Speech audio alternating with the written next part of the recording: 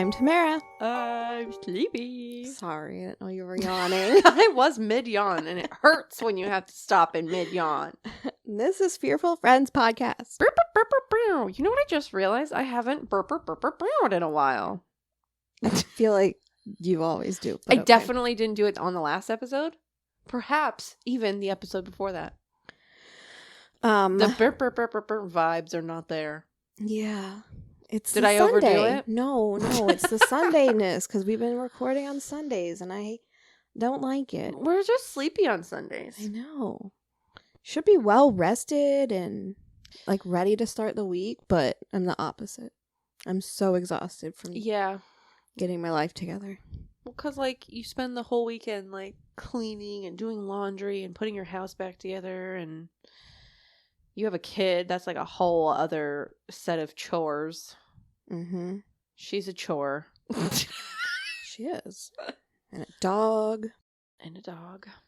How was your week at work? It was weird.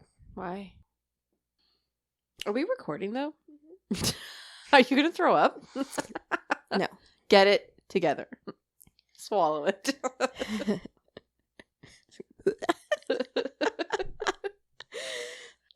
My week was weird. I don't know, we were having a lot of like issues with like not being able to balance, and I have just gotten written up. But this week? Yeah, I think like on Monday. And you think on Monday? I mean, like, I don't really care. It was very like whatever. But I want to hear about it. Tamara gets written up. I mean, that's it. That's all that happened. Like, I've been having like outages, but at the same time, we have our machine that's hooked up to everything that counts all of the cash in and out. Yeah. And that has been having issues. We've had the text. This has been ongoing for a year. But we had the text out like 3 times this week because nothing is making sense. And me and my other teller are both like way out, and there's like thousands of dollars of differences that we can't account for. And like none of it's making sense. And I really wasn't getting the support from like any of like the management support people that are supposed to help us with this and like respond back and tell us what you're to do. stealing it. Yeah. So I don't know. It's just so how can they write dramatic. you up if they're not sure it was a tech issue? I don't know. You promise you didn't steal that money? I promise I didn't steal it. In my mind, I'm like, what did I screw up? Like, what did I mess up? Like did you miss a step putting something in? Yeah. Or like, was it a tech issue or was it me? Was it a combination of both? Because that's why it doesn't make sense. I don't know. It was just. They don't have like an audit trail to follow? They do, but none of it makes sense. Like, none of the numbers add up right. Huh. That's really weird. But I did find like a major discrepancy between like the machine not accepting something. So that made me feel a little bit better. And it was like right before we left Friday. It was like finally getting on the phone with like our like regional support person. And like she like went and showed my boss like, you know, like after everything, we're only like about like $200 short, which is like really good. Considering you were like thousands. Yeah, we were like $4,000. It was crazy. That's wild. And then they saw like where the issue is with they don't know what the issue is, but they see that there's like a specific issue where I bought money out of the machine. Like I took all of the money out of the machine, and we have this one bin. It's called a divert bin, where like yucky money goes or whatever. Money that has cum on it. Yeah. So I had taken all the money out of the machine, and the last step was to empty that bin. So I go and I empty it, and they can see I followed all the steps correctly. And then you go and look at the machine, and it still shows that money is supposed to be in there. So we go and audit the machine. The machine's off that amount. But I was correct. Like I balanced. Like, it's just whatever. Well, then maybe they should void that write-up. Yeah.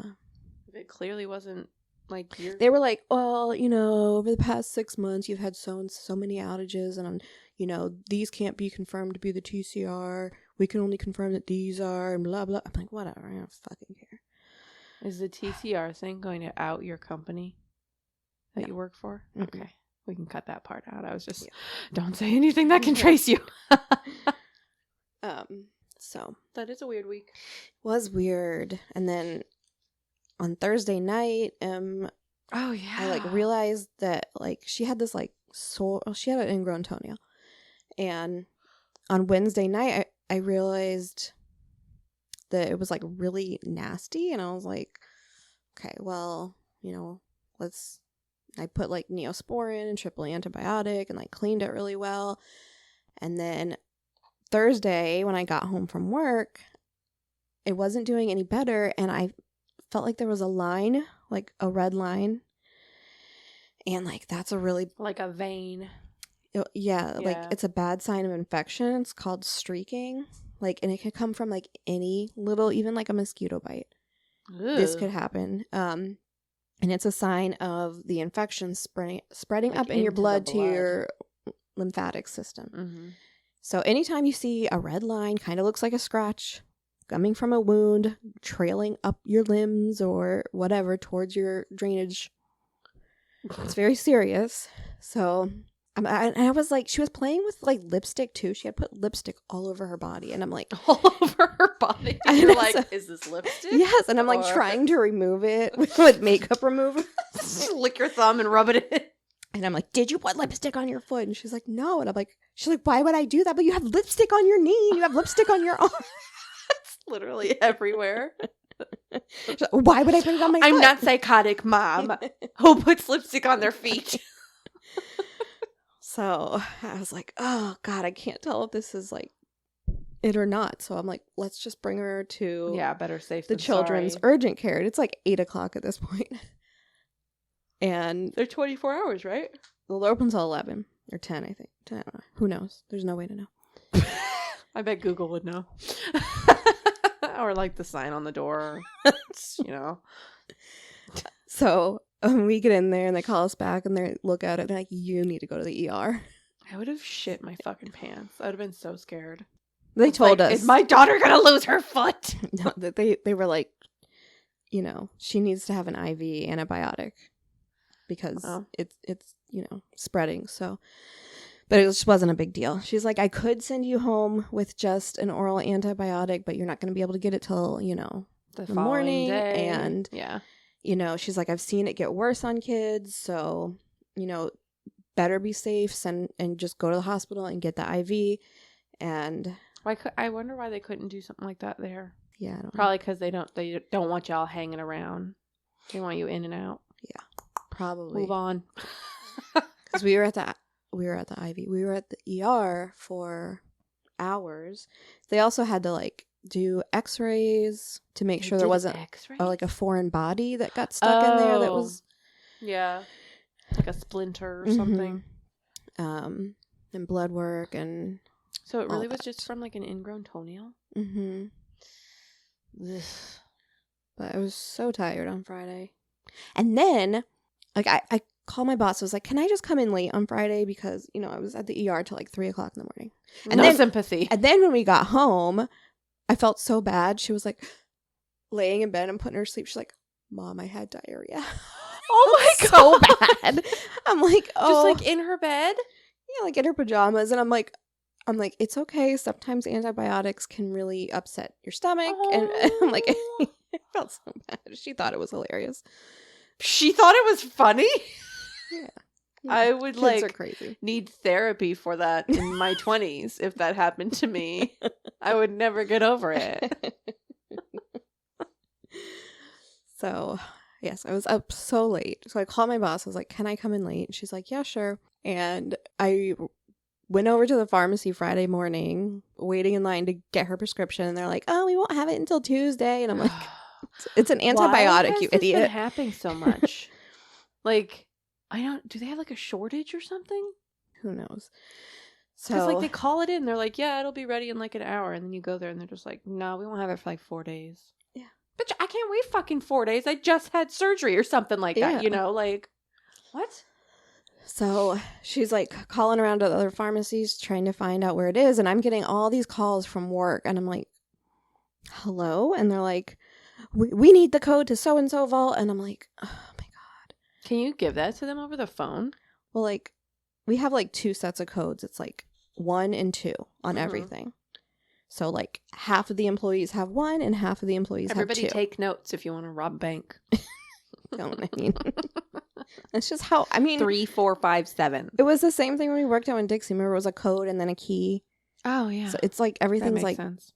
You know. Doubly protected. Yeah. So, of course, the other teller who's supposed to be there working and opening for me since I decided to come in late, she couldn't figure out how to get one of the vaults open. And we had more tech people there and they're just being rude to my boss, apparently. And so I'm like, listen, I'm in the plaza at the pharmacy. I'm walking out right now. I will come over and open it. And I ended up being there for like another hour. And I was like, can I go home and bring my daughter this cream that I got? And so I leave and I come back an hour and a half later and they're like, oh my God, you missed it. The cops are here. What the and I'm fuck? like, why do I always miss the good shit? You really do. So we have these like our keys that let us in also are like alarms. Like we can set alarms off with keys. Mm-hmm. And somehow while I was out of the building, my alarm went off. The cops came. Did somebody have your key? No, I had it. And I wasn't even... And it's not like a button or anything. It has to be turned into something. Yeah, and it has to be close. It's like goes with our alarm. So like... That is so It's not going to work at home. Dude, something's definitely going on with your tech shit. Well, this also happened while I was on vacation once. So what the fuck? I think you're just haunting that bank. And apparently the cop was telling my boss, like, you know, we really take this stuff kind of seriously. We had all these, you know, and my boss is like, well, yeah, you should. We're not trying to fuck with you guys. Like, we didn't fucking mean to. We weren't bored. Gee. I want to see how fast I get here. Yeah, so that was my week. How was your week? It was fine. Every fucking time. Technically tomorrow I start my new job, like, and I won't be with a trainer or anything, and I'm really nervous. I feel like I'm gonna fuck something up. And the guy that was like training me, he's very condescending. He makes me feel stupid all the time. And apparently, like, all he ever talks about is if you screw up anything, they will shame you. And I'm like, oh, like, they're not gonna write me up or anything? No, the shame is worse. The humiliation is worse. And I'm like, okay. And he's just like, yeah, you don't want to end up on any of their lists. Like, if you end up on their list, they'll never let you live it down. And they'll just constantly humiliate you and blah, blah, blah, blah. And then he, like, made a comment. He's just like, oh, I'll be in Ocala, but I guess I'll see you on the list on Monday. And I'm like, that was really rude. Jeez. So, yeah. I'm like, I really hate going from a job that I was, like, really, really good at. I could run that shit, like, without even thinking about it, to now just, like, I have no fucking idea what I'm doing. I hate it. You'll figure it out soon. I know. I always feel this way when I start a new job. Like, I made a huge mistake. What am I doing? Yeah. I also have, like, a case of the guilties, because I'm, like, still getting paid what I was getting paid, but I'm doing a lot less work. Like, a lot less. Like, they make it seem like it's real fucking hard and you're always busy, but they just get paid to find things to make it look like they're busy. Mm-hmm. Like, very busy typing on my computer, looking like I'm typing an email, but, like, really he's, like, working on his classwork, or like, good. That's how it should be. I'm checking last week's paperwork to make sure it's all okay, and just reading old invoices, and it's like, bro, you're not gonna have time to do anything else. You can't help other departments. And I'm like, I can't just fucking stand here, bro. I will lose my mind. You could do a typing test. So exciting. I don't know. Like, I don't know. Every time I, like, try to walk away and do something, I get, like, called back to the back room. Mm-hmm. So I'm just like, I have to find stuff to do where I, like, stay here. Do you want me to just, like, stand here and sweep the same spot? Like, that's the most annoying part of the job, is having to walk all the way up front to log that I sweeped the back room. Oh my God. So fucking stupid, Tamara. So fucking stupid. But my back only hurts a little, and I guess that's fine. The girl that replaced me is destroying my department that I grew from a wee little baby of nothing. Mm-hmm. She's just, within one weekend, has just like fucked everything up that I like specifically trained her on, and just whatever. They want the money without the fucking job. They don't give a fuck about the job. Just wipe your hands of it. I'm trying to, but it like kind of hurts my soul a little bit. Yeah. I'm like, I worked so hard in there, man, every fucking day. Like, ugh, it's so annoying. And then like to have to like waste my time training someone when they're just like, I'm just waiting for you to leave so I can do whatever the fuck I want, you know? Right. Like everybody thinks it's just a game. Like I can just go in there and hang out on my AirPods, and it'll be like a cool room where everyone comes to vape in the store, and like, bitch, no, you have a lot of work to do. I like constantly am just like looking like, are you good on your time management? Like you only have 40 hours in a week and you have about 65 hours worth of work to do. The other day it took her 6 hours to do a job that should only take you an hour. Like that's a whole ass shift. Oh my God. So yeah, it was a week. But then like this week will be my first week like alone, and then I start vacation on Friday until like at like July 1st. And then I will go back to a job where I already feel kind of shaky about like what I'm doing. I'll go back to a job after not doing that work for like, 10 days. Mm-hmm. And then I also have to train somebody from corporate. Oh God. Why? Who decided that? I don't know. Like my store manager just came up to me a couple weeks ago and was just like, hey, like our store's been selected to do this training program. So like anyone like that's training to be like a member of store management, they have to like, they pick a store, they go to the store, and then they spend like 3 days in each department. And I'm like, oh, thank God I'm not a department manager anymore. But I guess they still have to learn receiving. And I'm like, bro, you do not want me training these people. Not only that, you do not want me training these people when I just get back from vacation. Right. Like the day that I get back, that I'm going to have to like try to remember how to do my own job myself. Oh my God. I'm very nervous about it. Do you have the phone number to another receiver that you could call? Oh, yeah. Okay. But then I was also told to not call him because he's really mean. Okay, maybe find another receiver. From what my store manager told me, all receivers are just like that. It's why they're receivers and, not out on the sales floor. They put the people who don't work well with other people in the back and like give them some small sense of authority where they can like be mean to people and be like, oh, you have to listen to me. I'm the receiver. It's like, I don't know what I've done with my life. But now somehow I'm grouped in with all those mean people. Rich was a receiver for years and years. I can't imagine him being mean. I know. He is, though. Really? Yeah. I really can't imagine it. Yeah. Like having to put his foot down with a vendor. I picture him going, yeah, do whatever you want. Put that display wherever you want. No, I think with vendors, but even with like his employees now, I'm like, hey, calm down. That's why he has to come home and take a load off with his little video game. His little grocery store video game. Really takes the edge off. It's nice to go from being a manager to just being a stock clerk again. Right? I had no worries. Oh, God. My back is really hot and I feel like I got sunburnt. Good. No, not good. Oh. Well, anyways, do you have a story for me? My I do, edible just kicked in. This is perfect timing. I'm like really nervous about it. Why? Because I did the history of Pride Month and the Stonewall Inn. The Stonewall Inn? Mm-hmm. What does that have to do with Pride? Oh, I guess you're going to tell me. Yeah. Why are you nervous? Because, like, it's a really, really big topic. And, I'm not part of the LGBTQIA We are QIA allies. plus, right? Yeah. But I'm also a straight white woman, and like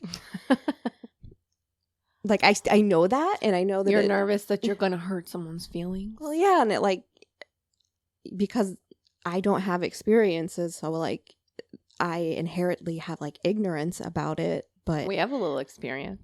Okay. Didn't mean that type. Sorry. Okay. We shared Move a on. beautiful night. Just Move on. So,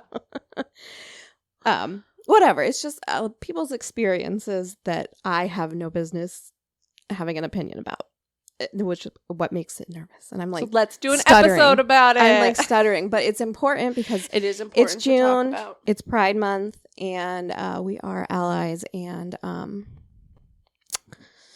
yeah. Rock out with your cocks out. Yeah. So I was like, where the fuck do I begin? So we're going back to the 1960s. Okay. As we all know, the 60s was a major time for uprising for like a lot of marginalized groups. Mm-hmm. So change was getting underway, like it was starting. And obviously now, 50 fucking years later, we still need change. So anyway, Definitely had to put that out there. So at this time in history, acts of homosexuality were illegal. wild. Yep. Like wild that anyone has energy to fucking care about someone else. They still much. fucking do, Tamara. Crazy. So I was watching something on YouTube about the Stonewall Inn before I was doing my research. And there was a trans man talking about how police would demand that he showed her 3 articles of clothing. And I say her in like parentheses. Oh my God, I thought you were going somewhere else with this entirely. I thought it was about to get real dark. Well, I mean, it kind of is. So they had this like unofficial law that they had, you had to have your 3 articles of clothing related to your assigned sex at birth. So wow. Yeah. So that's like their rule that they use to arrest what they referred to as cross-dressers. So like, yeah, like back then women weren't allowed to wear like t-shirts or pants. So basically, which is weird because that sounds like such a like 20s thing. Like the 60s, I'm picturing. They could. I mean, what they wanted to see was he had to show his bra. Like he was actually. So this was a woman born, but then male identify. Okay, yes. A man. Okay, and Yeah. they were just like, you were born a woman. Mm-hmm. Show us your titties, basically. Mm-hmm. Wow, that's really degrading. Yeah. And they just used it as a reason to arrest people, which is shitty. Okay. This man was describing this story. That was during a police raid in Greenwich Village, New York, which is where my report takes place. Isn't that like the what do they call it? Yes. Okay. It was like, what the hell is it called? It was like their like safe haven area. Yeah. It has a word. I can't think of it right now. But go on. I'm so sorry. It's going to bother me. I'm going to remember it like an hour from now. Late on the night of June 28th, 1969, the patrons of the bar were alerted, and the bar is the Stonewall Inn. Oh, it's a bar. Yes. Okay. They were alerted when lights began to flash on and off. This wasn't surprising. They knew what was going on. This was a police raid. The Stonewall Inn was one of the few bars where people who at the time identified as gay, lesbian, bi, trans, drag queens were accepted. This was a really long time ago, and like since then, the way people identify themselves has changed, and we all have more ways of describing, or they have more ways to describe themselves or their sexuality. Mm-hmm. But in this story, I go with the terms that they use for themselves in that time period. So sometimes it's a little bit different. A lot has changed. Yeah. So yeah, it was just one of the bars where they felt accepted and safe. The Stonewall was one of a number of bars also owned by the mafia. Oh my gosh, I know where this is going. Yeah. A quote. They hire the mafia to protect them. A quote from History.com article explained most gay bars and clubs in New York at the time, including the Stonewall, were operated by the mafia, who paid corrupt police officers to look the other way and blackmailed wealthy gay patrons by threatening to out them. Oh, well, I don't like that. Yeah. What the fuck? It's like, it's for the good of the bar, but like, why are you doing that to your patrons? Can we like blackmail other wealthy people? Right. I mean, so the mafia didn't care where the money was coming from as long as it was coming in. Right. From my understanding, the raids would happen when these wealthy patrons were not bribing the mob enough to pay off these dirty cops. Right. And so the mafia would know about the raids ahead of time so that, they didn't get in do trouble. Anything about it, yeah. They would get their stuff out. Any of their employees would be out. Right. Whatever. It's all about money. Bullshit. Ain't that the way the world turns? Mm-hmm. The official reason for the police raid was for illegal sale of alcohol. Mm-hmm. Was this prohibition? No. Or they just didn't have their... They didn't have a license or... Prohibition. Yeah. I'm only a couple decades too late. So like I said, the patrons were not surprised. This was a regular occurrence, and the NYPD expected the bar patrons to respond with compliance, and then they would get their money, and all would be right with the world. That's it? Mm-hmm. So like if you got like arrested and you didn't have money, you just like, you went to jail for being gay. Right. What the fuck? It's all about money.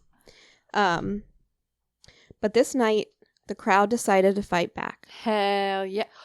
Oh, a riot. Yeah. This was not the first time a gay bar had been raided, and this was not the first time a riot had broken out. In fact, this was the second time that week that the Stonewall had been raided. But the events of the next 6 nights changed history for the LGBTQIA plus community. Stonewall veterans, as they're referred to, they don't call these events riots. That name riots, the Stonewall Inn riots, was used by the police to justify their brutality. So if you remember my report on Tupac and the police brutality in New York and how corrupt that was. So they basically justified their actions saying that these people were rioting. Mm-hmm. So why shouldn't you keep using that word? Let's see. You literally read that sentence right after I go, oh, there was a riot. It is known as the Stonewall Inn riots, but veterans refer to this as the Stonewall Uprising or the Stonewall Rebellion. Or the Revolution. And it was just one of the many uprisings in the gay community at the time. So here's a list of other raids and uprisings that you can research on your own because we only have like an hour. The Pepper Hill Club raid in Baltimore, Maryland. That sounds adorable. In 1955. Hazel's Inn in Sharp Park, California, February 1956. Cooper's Donut Raid in Los Angeles, California, 1959. A donut shop? Or Do Nut. It's D-O... I hope it's Do Nut. Is D-O-Nut. Cooper's Do Nut. That is clever. Black Night Brawl in Milwaukee, Wisconsin, August 5th, 1961. Compton's Cafeteria Raid in San Francisco, California, 1966. The Black Cat Raid in Los Angeles, California, 1967. And that's just to name a few. Mm-hmm. So police enter the bar, arrest the employees and the people they believe to be what they determine to be cross-dressers. During this, a crowd of onlookers formed outside the bar on Christopher Street. Bar patrons who were exiting joined the angry crowd on the street as police vans pulled up and police began to load those they arrested into the vans. So just who threw the proverbial first brick of the riot, quote, is widely attested by all of the onlookers Accounts vary on exactly what started the uproar, but witnesses say the police were roughing up a masculine-dressed woman, and the crowd began to taunt the officers verbally, then escalated to throwing any objects they could find at police and slashing the tires of the patrol vehicles. Woo! As the upheaval raged on, police barricaded themselves inside the bar, away from the angry crowd. The crowd began to ram the door to the bar and throwing Molotov cocktails through broken windows. Why take it out on the bar? Because the police were inside. Oh, the police were in the bar and they were like lighting them on fire? They barricaded themselves in there because the crowd outside got so crazy. Sorry. I don't know how I like blacked out during that part of the story. But I was talking real fast. Sorry. So the NYPD then dispatched their tactical riot officers, but the crowd outsmarted them and circled around the block and ambushed them from behind, which I just love. And it's such a good thing to picture. Somehow, no one was killed or critically injured that first night, although police did report injuries. Oh, I'm sure that they got injured. Yeah, I'm sure it didn't matter who they injured, though. Yeah, and like, shoving was it them into the vans, the drag queens in like their platform heels? They hurt you? Okay, he stepped on my toe. Yeah. The scene finally quieted down around 4 a.m. Despite the bar being ripped to shreds by police the night before, the bar did open on the 29th, but they were not serving alcohol. They just, like, had to get together. Yeah. Crowds of supporters showed up chanting, "We shall overcome," and "Gay power." Aww. Again, an even larger group of tactical officers were called to the scene. So, like SWAT. Who beat and tear gassed the protesters. But the crowd continued until the early hours of the morning. Over the next several nights, these protests went on until dawn. Gay activists used the attention to spread information and build a community to fuel the gay rights movement. Police attention dwindled and became less violent with each night. 1 year later, on June 28th, 1970, gay rights activists organized the Christopher Street Liberation March as the beginning of New York's first Gay Pride Week, thus becoming the first Gay Pride Parade. Aww. Oh, are you tearing up? Several hundred people began the march up 6th Avenue toward Central Park as more and more supporters joined. Eventually, they'd probably be like just like walking down the street and be like, I'm gonna follow these guys. Eventually, the procession spawned 15 blocks and included thousands of people. Wow.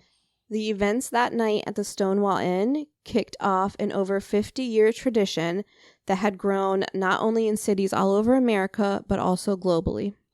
Too many have lost their lives and lost people they care about to the fight for equality, or just for living as their true selves, all in the name of hate and ignorance, and many times in the name of God. So that's my report. It was a lot for me. I feel like I just read it so quickly. You did read it very fast. So I have a call to action. So if you've made it this far, I'm just asking everyone to do something to counteract the hate in the world. Stick a flower in someone's gun. What? Metaphorically. Okay. Please don't touch anybody's guns. Lest you be shot. Right. So even small things like signing petitions or donating a few dollars to organizations that support the changes in equality that we want to see make a difference. And it helps to just like tip the scales in the right direction. How about trying something as simple as like, just like trying to make someone who's ignorant see something in a different light? Or like for me, I consider myself Christian. Okay. And like, there's like horrible people that do horrible things in the name of Christianity. So for me saying that, it's hard, but like, so when I see these people, like I just, sometimes all I can do is just like pray, like that's, you know, and for me, like that little bit, like your negativity is like causing something positive in me. It's like that balances it out for me. Or like when I see some like a nasty, you know, like person with like a huge lifted truck and like offensive stickers all over their car, you know, like I'll donate "Don't tread on me" stickers. Yeah, I'll donate $3 to, you know, like the Human Rights Coalition. And so now your nasty stickers have actually made me want to do something. Have actually to caused say, something "Fuck you." positive, and you know, to balance it out. You know. Yeah. Get your karmic scales right. Yeah. So I have to thank my sister for the idea of this story. Aw. I knew I wanted to do something on the topic of pride for June. I just didn't know what I was going to do. So she gave me the idea since she was recently in Greenwich Village, and she went to the Stonewall Inn. Oh, it is still it's there. still standing? Yes. Much Holy nicer shit. now. Oh, yeah. She go in and order a drink? She did, yeah. Aw. That's fun. That would be a fun place to go.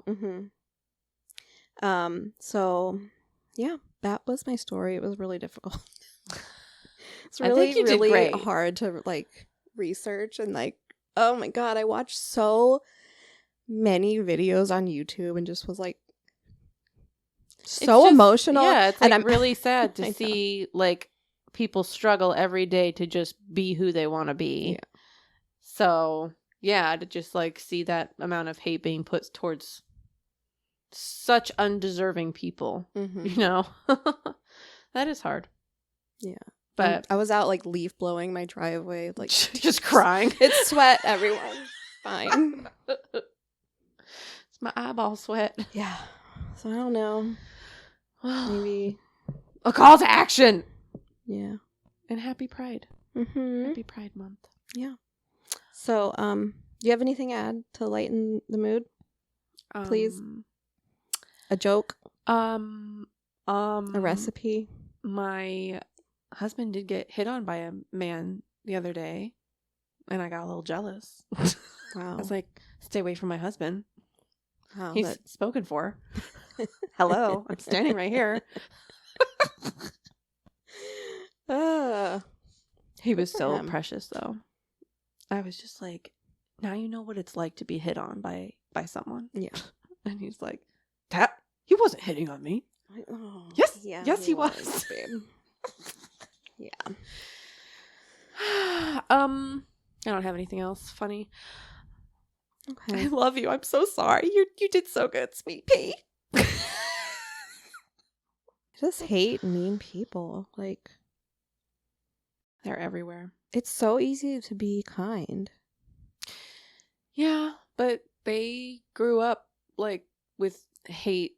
Just they grew up that way. Like, not that I'm giving them a fucking excuse, because there is no excuse, but like, especially where we live, it's like, yeah, so much discrimination. Yeah, and just hope for a better future, you know. Let's fucking knock on wood, man. Is this an election year? Oh, God. Listen, the same two old idiot. We're not old even fucking What's geezers. the point? What is the point? There is no point. We need to collapse the government. Blow it up. I was watching Broad City, and Em came in the room, and I'm like, all right. It was really late at night. She had gotten up out of bed, and she's sitting next to me. I'm like, all right, go to sleep. Don't watch this. It's a grown-up show. And it's Abby and her girlfriend were making out.